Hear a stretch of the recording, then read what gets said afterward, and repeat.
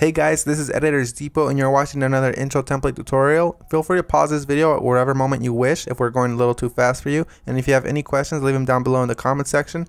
We always reply to every single comment, and if we're away for a minute, just go ahead and comment down below and there's very friendly people that will help you, guaranteed. It's important to remember that this is a pre-made tutorial that we've carefully selected and approved because we noticed that it works the exact same way. If you have any questions, comments, or it's just not working for you, just leave a comment down below and we'll get back to you, guaranteed. Now this tutorial requires both Adobe After Effects and Cinema 4D. You will absolutely require them. If you do not have them, go ahead and visit EditorsDepot.com. We can do any template customization at very affordable prices. Just feel free to select the template you wish and check out with it and detail everything you want on the template. Now that that's out of the way, all you're going to want to do is open up the Cinema 4D file. So here it is, and we already have it open, so I'm going to go ahead and bring it up. And as you can tell, everything is ready to go. All you have to do is replace the text, render, and you're done. Except one little thing, there's sometimes problems that come up with the templates, and I'm going to go ahead and cover them here. Sometimes the audio will be included, and you don't have to worry a bit about that. As you can tell on this template, the audio is included. It's not a problem at all, and sometimes the font is not included. If it's not, all you want to do is of course look for the text layers. They will look a little like this.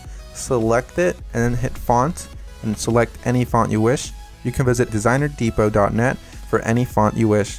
The first thing you want to do is of course modify one of the text layers. So here it says your. I'm going to go ahead and hover the text after I select it and replace it with editors. I'm going to do the same thing for the second layer behind that one. I'm going to hover the text and write editors. Now that that's done, I'm going to go ahead and render preview. And as you can see, it says editors, everything is 100% fine. You do the exact same thing for the bottom layers. I selected both at the same time. I'm going to replace it with Depot.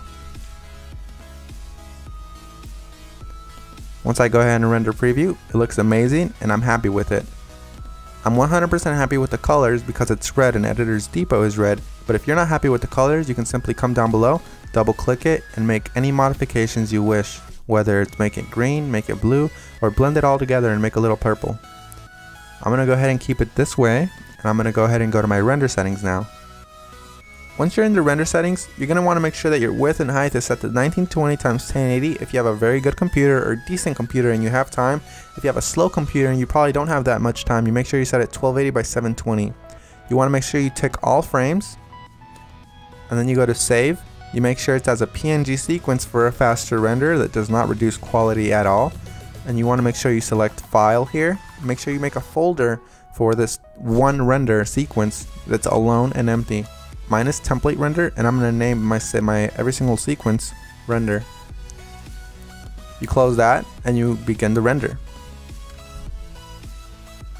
While it finishes rendering, I'm going to go ahead and open up my Adobe After Effects file and go ahead and get started with that for you guys. As you can see, that says that there's two files missing, so I'm going to go ahead and find them for my computer.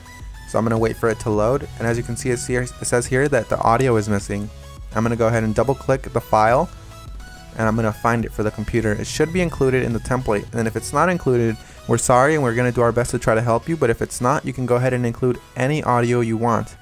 As you can see here, it's not included, so I'm going to go ahead and just drag in one of my copyright free files that I have in my library. You can use the one that we're using for this tutorial. Another really quick tip you can actually follow is just close this, right click the file, and go to rename. You can actually copy the entire name if it still has the original name of the song. Then you go back to YouTube, you paste that there, and you download the file from there. You want to make sure it's copyright free and you're not breaking any laws though.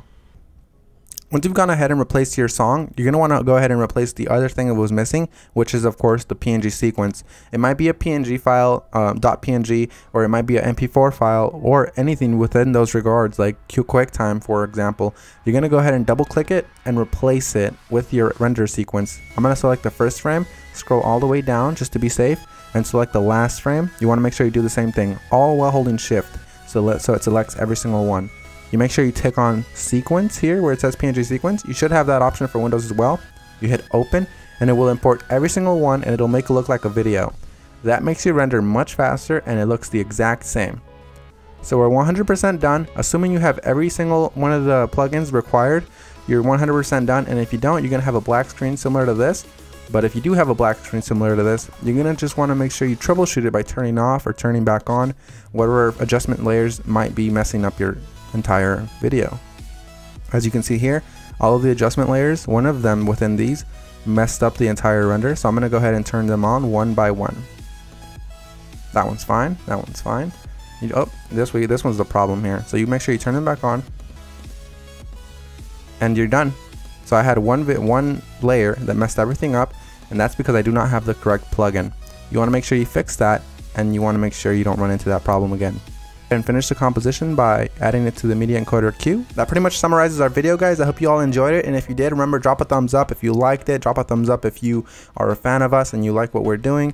And guys, we really appreciate every single one of you from the bottom of our hearts. We really appreciate every single one of you guys, whether you're liking this video, disliking, or you just left and you didn't even watch this tutorial, guys. Hope you all have an amazing day, and as always, this is Maurice. Visit EditorsDepot.com for any customization of templates, and have an amazing day. Take care, guys.